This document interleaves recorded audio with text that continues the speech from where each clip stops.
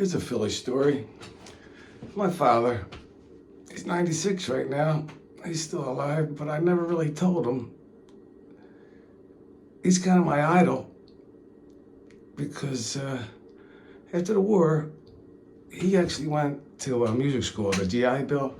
They let him go to music school, so he learned some instruments. He was a drummer, took the xylophones, and he studied music. And he was a singer. He became pretty good. He was a dancer, he was an entertainer. And he liked being around entertainers. So he actually opened up a ballroom. He took a shot and opened up a ballroom with the dancing, Joe Niagara, High Lit. Wibbage was the big thing there, and it used to be packed.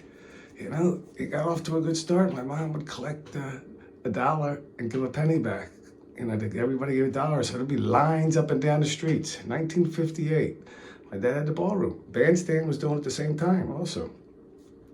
But they ran into the payola thing and all kinds of drama. But my dad did he was on the street. His partner, Gellart, it was called Gellart's, 1958.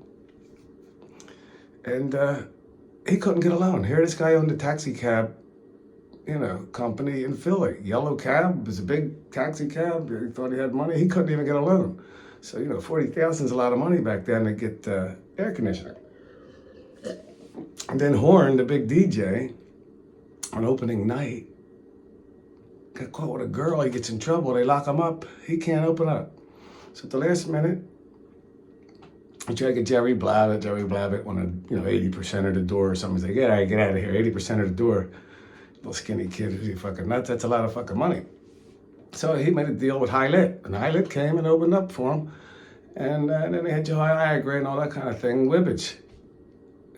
Every weekend. It would, be live out of my dad's place. So he had, he was an entertainer, but he didn't entertain. He stopped doing it, and he just liked having entertainers around him like I do.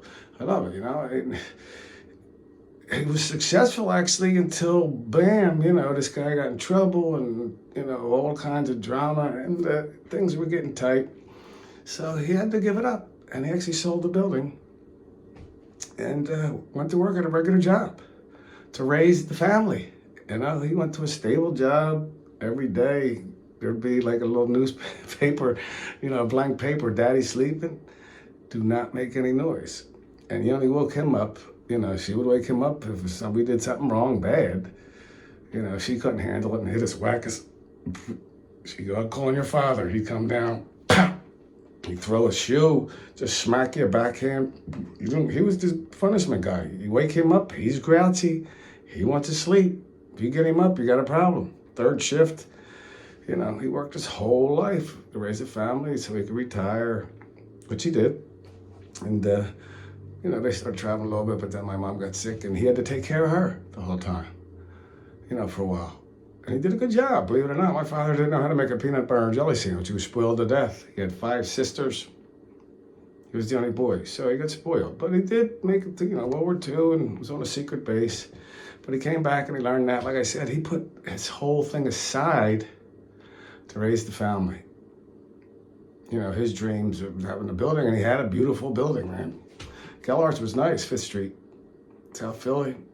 Bandstand was right next to him, this close, he could have been Bandstand. Bandstand told the truth. He got up there and said, I take money. The DJs take money at my place, and that's how, they play their records. So they let him go, and everybody else had to pay the price. So Bandstand with the California got famous. But my dad, he actually had a shot, and he did it. He did well until circumstances out of his control took it. I was lucky. I got to keep my building. It's not the same entertainment building, but a band's practice. Artists are there, and 24 hours a day, it's interesting people. It's all cool people that you're around. You know what I mean? And they're performing in their rooms. And I just come in anytime, to go see what they're doing. It's all interesting, very cool stuff. And I get to film it. And we're all good friends. All the guys came back after 20 years. It's amazing. Like, they're all back again. And this was from, 2000 and up. 2000, I think I got the building, my old building, and that went underwater, and I got a new one. But being around entertainers is cool. You know what I mean? They're just cool people. They're interesting. If you're going to work, being around them. And I'm so lucky that I got to do it My building's right down the block from my house. You know, it's just a good situation. And my father, you know, he gave it a shot and he did good. He made it. But like I said, other things popped up, so he decided to just put it aside and work his ass off for the rest of his life. So he was a grouchy son of a bitch. But then it became nice again. You know, after the work, that does it to you. But amazing guy. He's 96. He's still running around now, driving, causing commotions. He prints a little bit, yells at me still, "You goddamn, you can't sing." But I see him having a good time at my show, you know what I mean? He's a critic, and you're never perfect enough for him, but, you know, just to see him have fun at the shows. But my dad was my idol, and it still is. You know, I just was lucky, and I got to keep my building. He had to sell it, and they became millionaires, the guys he sold it to.